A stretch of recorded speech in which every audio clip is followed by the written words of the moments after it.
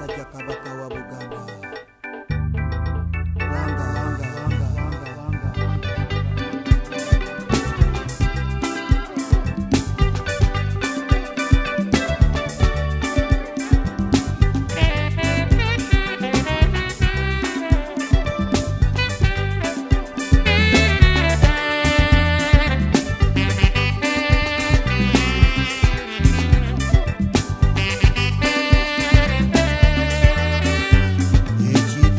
Cha Buganda chavata tusanye tukikumenga ebitu byobuwangwa byatanyo banange tubikumenga senaimba tyane sitenda nsaba Sajja Kabaka katusanyukei katuchakalei katujaguzei Uganda yoneterede katusanyukei katuchakalei katujaguzei omutanda jali aterede abekima mwebale n'abemamba mbebasa abengabi mwebale n'abekobe mwebale abenjobe mwebale n'abenjovu mbebasa ab'omutima mwakola n'abenfuma mwebale ab'engonge mbebaza n'abenfubu mwebale ab'endiga mwebale n'ab'embogo mbebaza ab'effumbe mwakola n'ab'embuzi mwasaba ab'engo mwebale n'ab'ente mwebale ab'olugave mwebale n'ab'omusu mbebaza ab'ensenene mwakola n'ab'epeo mwebale katusanyukei katuchakalei katujaguzei Uganda yoneterede katuchakalei katusanyukei katujaguzei omutanda jali aterede.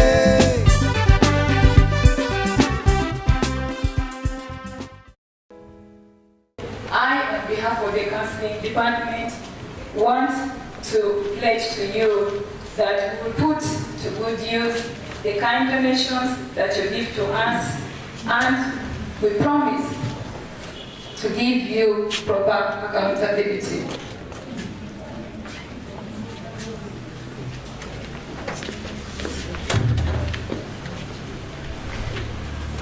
The Bible says in Hebrews chapter 6 verse 10 that God is not unjust.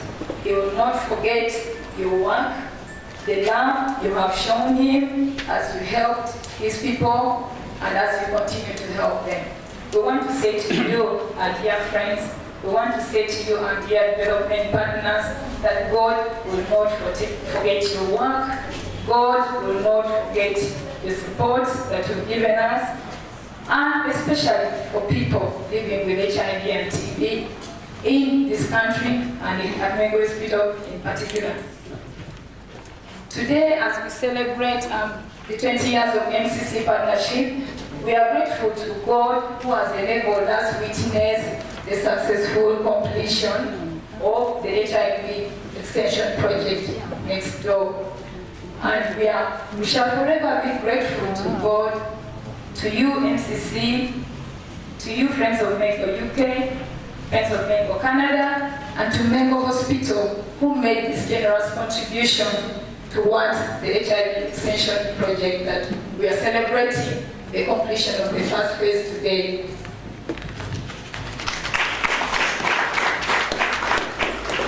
For close to 19 years, that is between 1988 and 2007, we worked under Pereza Theatre. There were only 4 or 5 rooms. But in 2007, with generous support from the Mennonite Central Committee, we were able to renovate this facility. It was a hospital laundry. It was renovated and remodeled into what you see today, the present HIV clinic. And with further support from Friends of Mengo USA and Friends of Mengo UK, we were able to furnish it. We want to thank you so much. And I want to acknowledge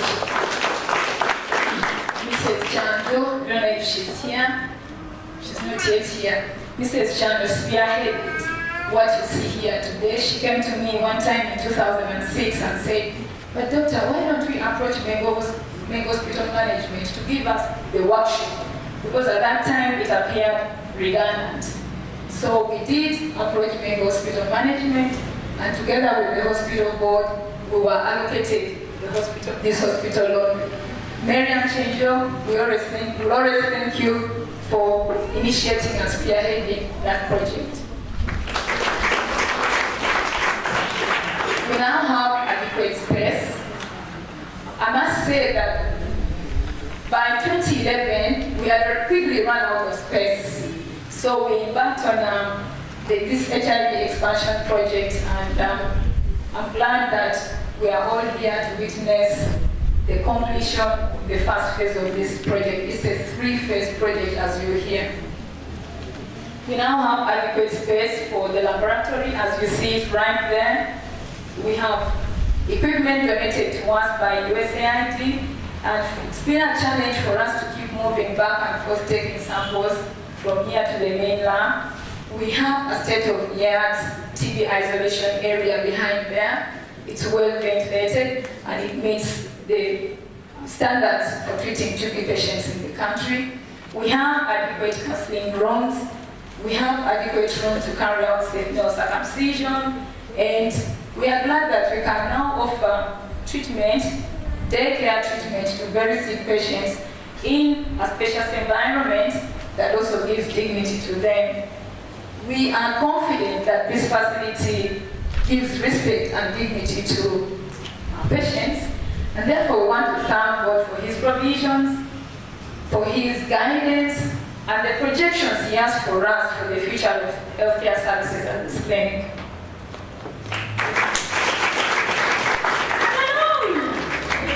The clinic serves the most underprivileged people, the poorest that come from our communities, and we have a task of giving them free services. We offer free testing services in the whole hospital. We have a task of preventing mother-to-child transmission of HIV at the ANC clinic. We have a responsibility of treating all patients for tuberculosis, adequately treating them, and screening patients for TB. And we do provide antiretroviral drugs free of charge.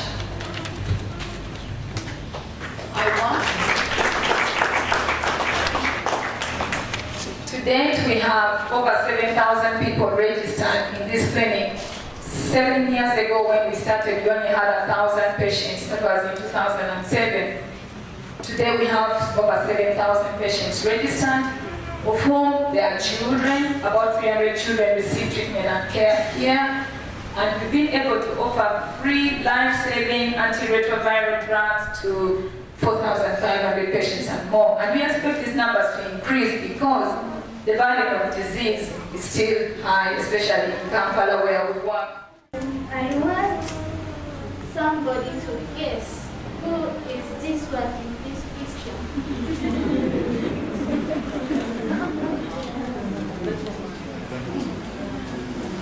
That is how I looked like in 2005. I was sickly. I had swellings around the neck. I didn't go to school. But now I am healthy, good looking.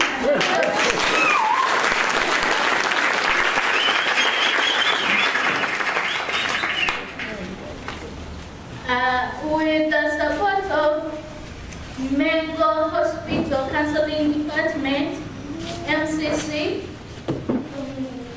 Friends of Mengo Canada, Friends of Mengo UK, that's why I'm still alive.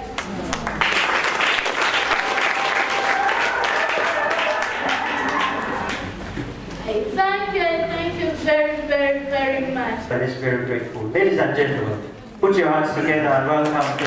Guzman. Well, thank you, Elliot, for that warm welcome. And of course, I bring you all greetings from our group in Canada.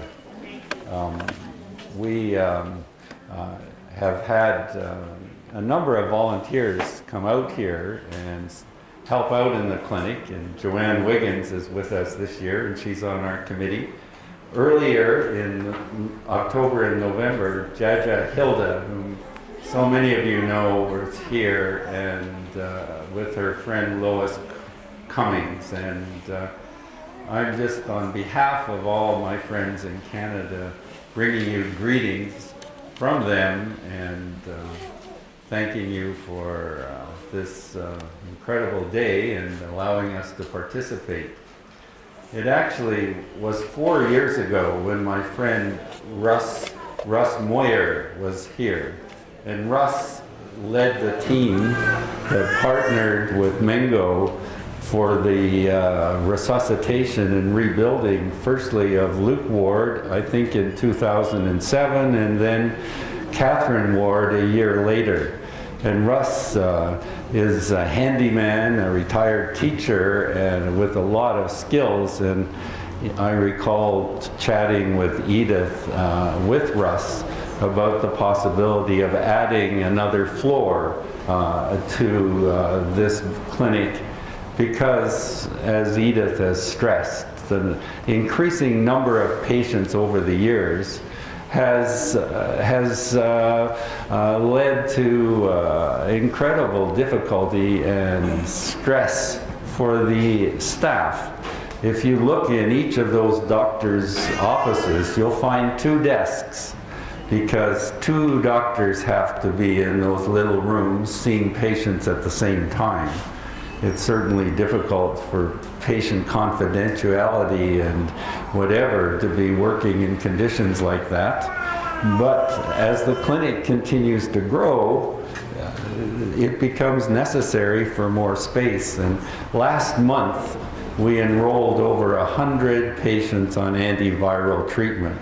And I believe 32 mothers were given drugs through the PMTCT program. That's an incredible addition to the number of patients that we're caring for. In my city, Victoria, which granted is much smaller than Victoria, we probably only have about 200 patients on antiviral treatment. And we have many doctors and nurses caring for them. Here now, as Dr. Rose has mentioned, we've got 4,500 patients receiving this life-saving treatment. And it's certainly for that reason that it keeps myself, Martha, Joanne, and others coming out here to help and participate. Today, we as a group want to honor our mentor, Donald Gibson.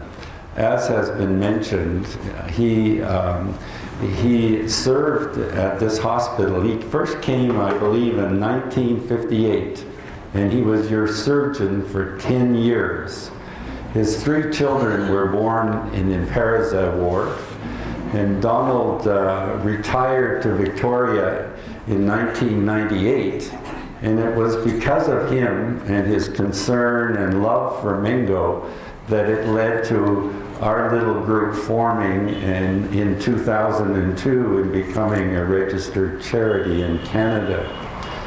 Donald has been so faithful to the hospital over the years, and we respect him so much.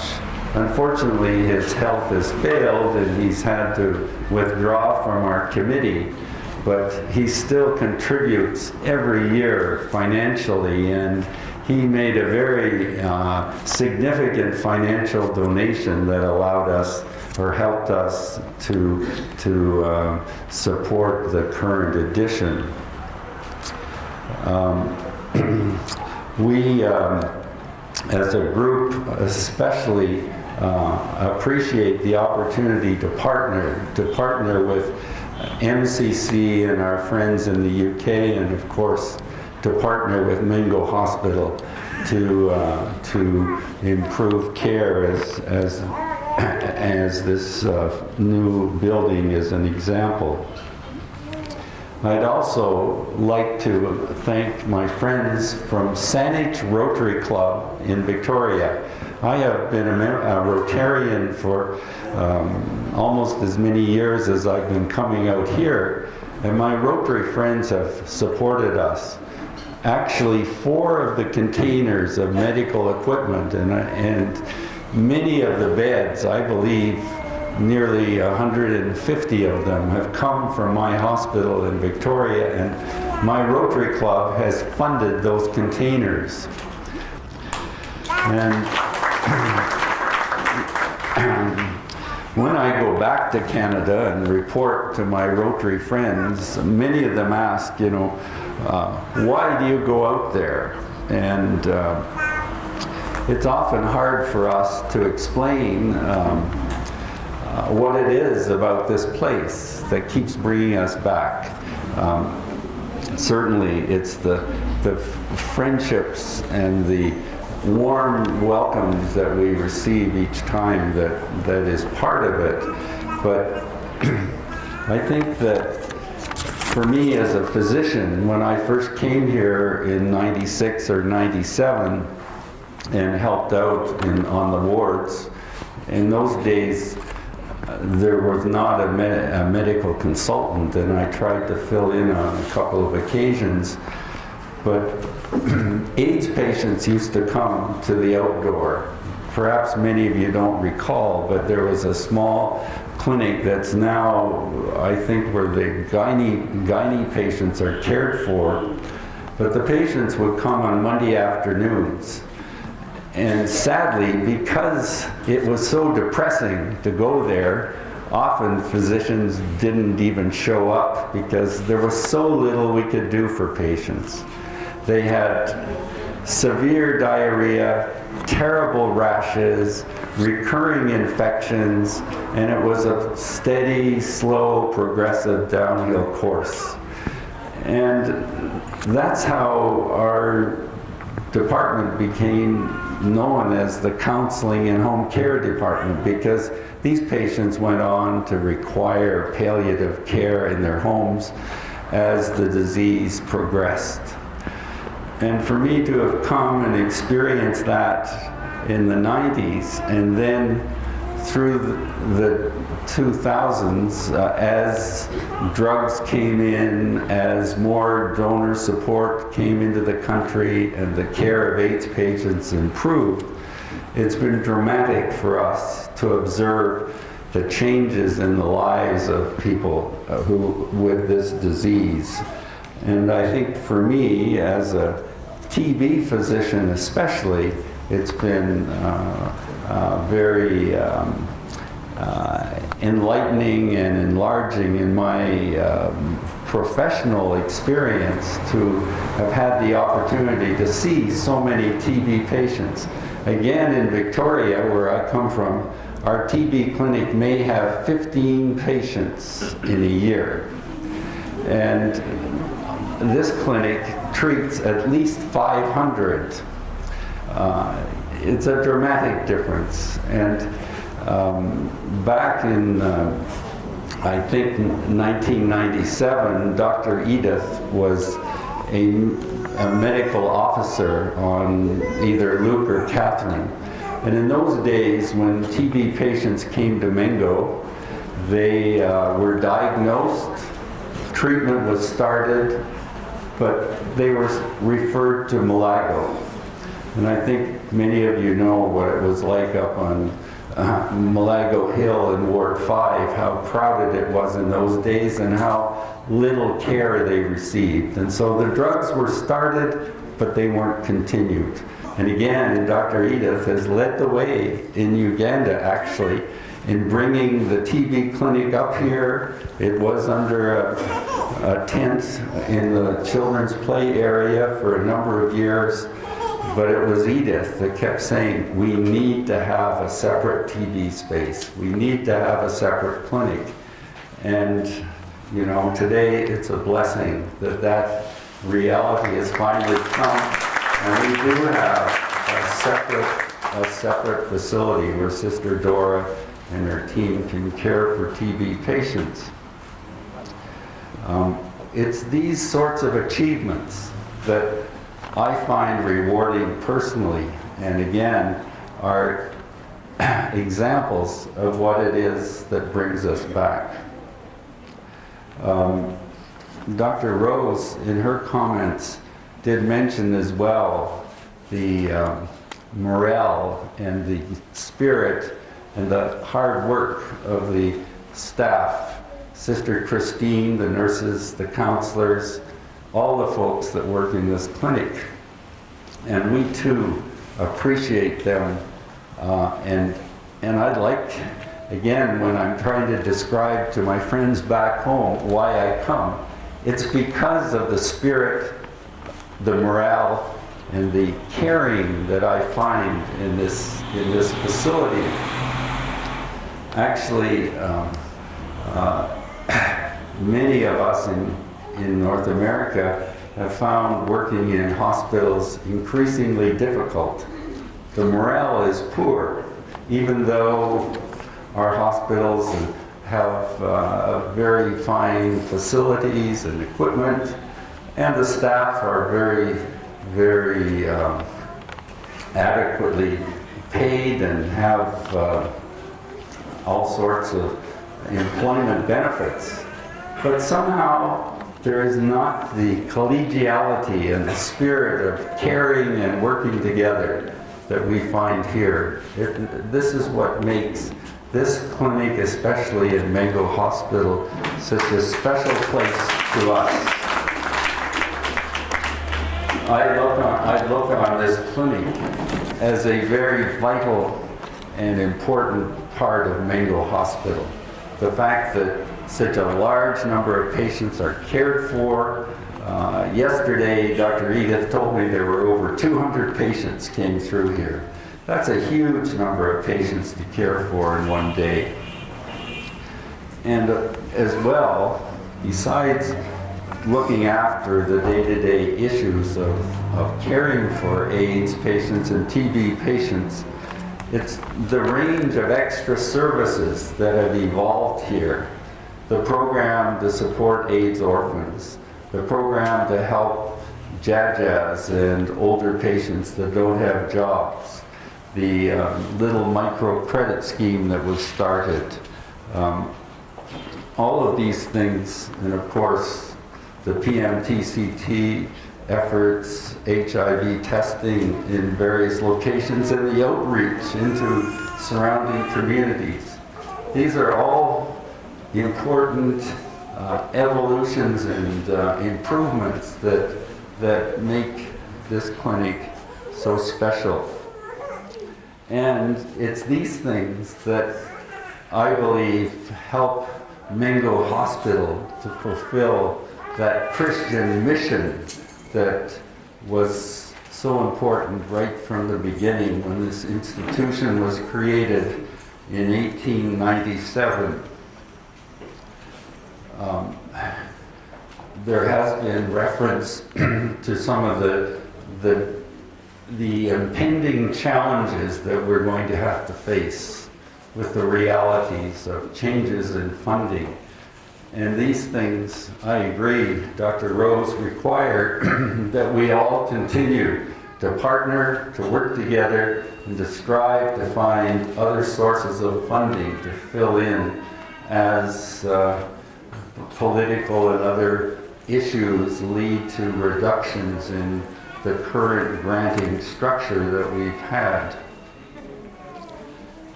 These new challenges are reasons that our groups must continue to help and support you.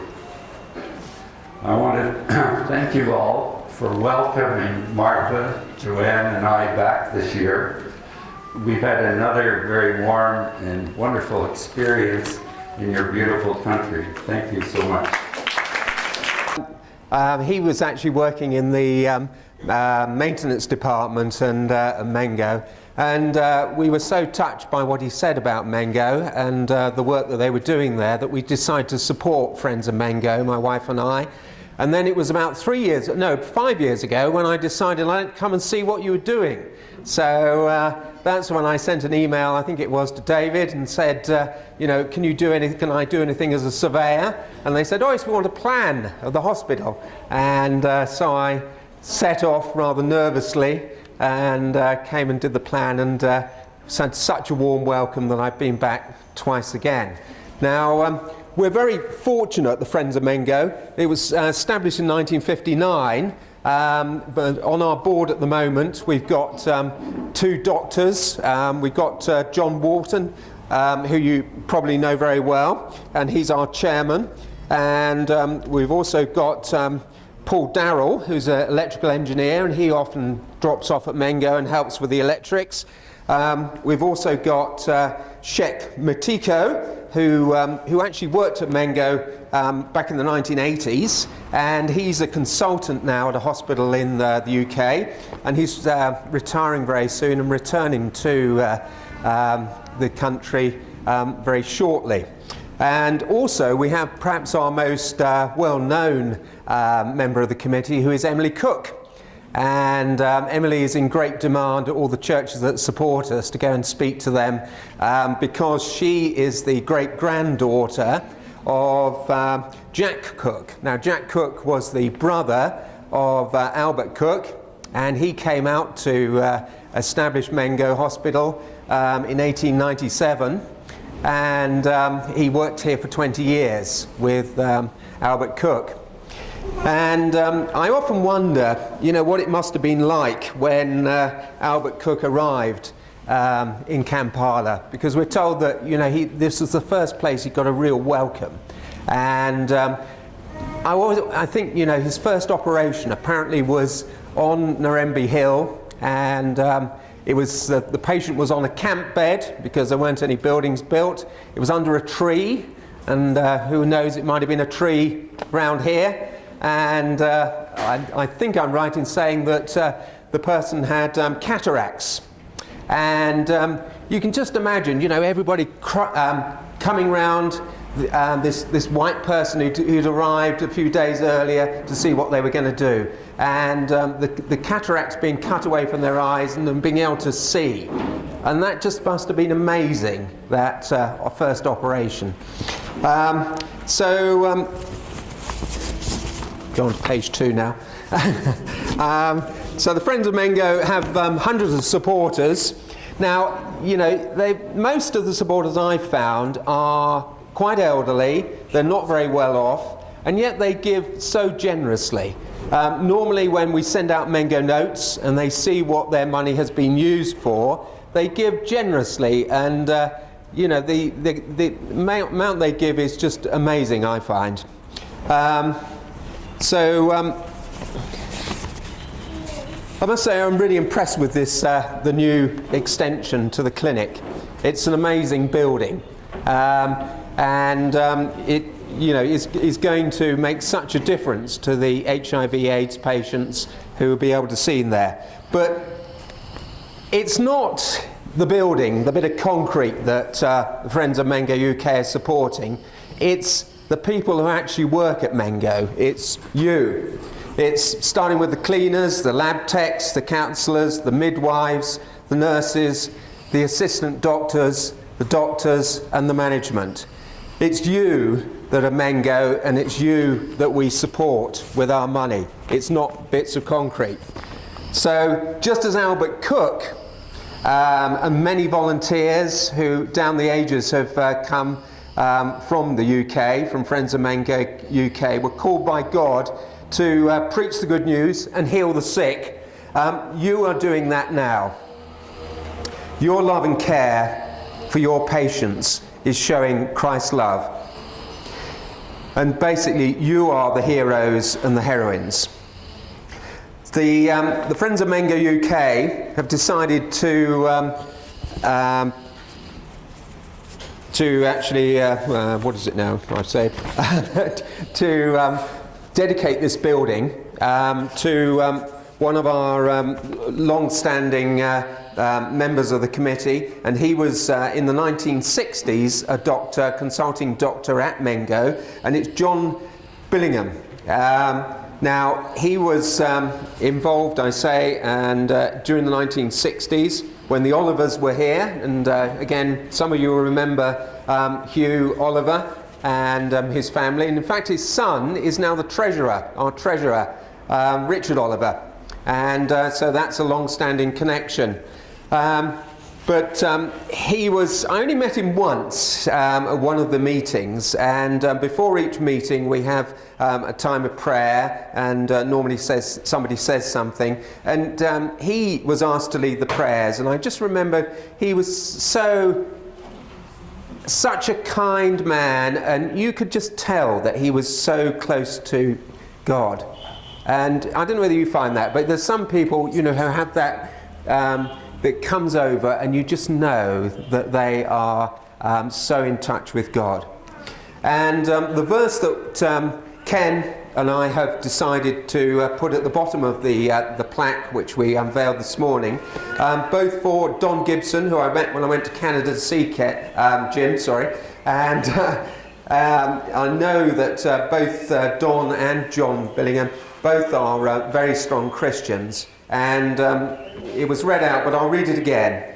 Turn your eyes upon Jesus, look full in his wonderful face, and the things of earth will grow strangely dim in the light of his glory and grace.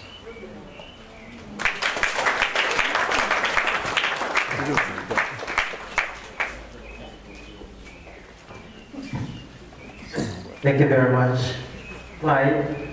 My name is Valerie, together with my husband, Mwigai. I don't know where he went.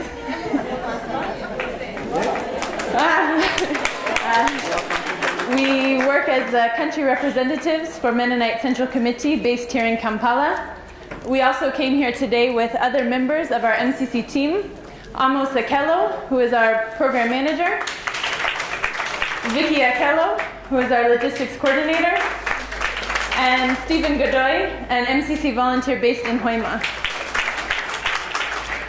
We would like to thank Mengo Hospital, Dr. Edith, and all of the staff for their good work and dedication to providing quality care for people living with HIV and AIDS, regardless of their ability to pay for that care. MCC began its partnership with Mengo Hospital in 1994, which was 20 years ago. Over those 20 years, the HIV/AIDS clinic has grown tremendously, and we've been so blessed to be a part of and to witness the growth and the change that has happened here. Starting out in just one room and expanding with expanding clients, expanding services, higher quality of care, to the clinic here, and then today, the clinic expansion. We're so grateful to be part of this new phase of growth as Mengo Clinic continues to strive to provide quality care for those living with HIV and AIDS. And it's not just first-class medical care and medicines that they provide, but also holistic care, to care for the whole person, with psychosocial support as well. A good example of this was almost 2 years ago when I had a conversation with Dr. Edith. And she was telling me that some of the breastfeeding mothers are not able to exclusively breastfeed for the first 6 months because they're not getting enough food to provide adequate milk. I casually mentioned to her that MCC might have some funding available for nutrition projects, and that was all that I had to say. Within weeks, we had a proposal on our desk from Dr. Edith for a food supplement and food security project.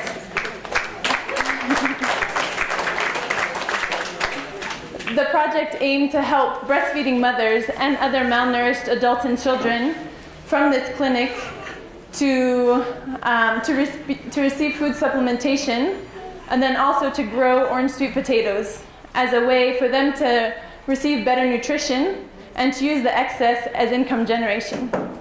Dr. Edith herself worked tirelessly to make this happen, despite challenges and delays. When she realized that some of her clients who really needed the nutrition were not able to access land, she was able to locate through a friend 40 acres outside of Kampala that he offered her free of charge for 2 seasons. So Dr. Edith herself went and helped the clients dig and plant and harvest the orange sweet potatoes. And she even brought some of the harvest to us at MCC, so we also were able to taste and share the harvest of the sweet potatoes. This kind of commitment and perseverance is what we believe has contributed to the incredible growth over the last 20 years. and is one of the many reasons why we continue to be a committed partner after 20 years, and why we anticipate continuing to be a committed partner well into the future. And we know it's not just Dr. Edith, but all of the staff, all of the volunteers here who are committed and dedicated to provide compassionate care. We are so excited about the role that this expansion will play in improving the care, allowing privacy and dignity, and first-class comprehensive TB care. The plaque that we dedicated from MCC says that the extension is dedicated in memory of Connie Landis. Connie was a young doctor who came to Uganda to volunteer shortly after she got married. She was connected to Mengo Clinic and really believed in the work that was being done here. Unfortunately, her time in Uganda was cut short when she was diagnosed with cancer and passed away just a few months later. Because of the compassion that she had for people, her family set up a memorial fund in her honor. It's through her family and through that fund that we as MCC were able to provide support for the clinic extension. So we would also like to bring greetings from Connie's family and to express their gratitude and appreciation for the good work that Mengo continues to do. And so once again, we just express our gratitude, not just for providing medicine for those who have HIV and AIDS, but providing compassion, dignity, and hope for a better future. May God continue to bless your good work. Thank you so much. Katusanyuke, katujaguze, omutanda jali aterete.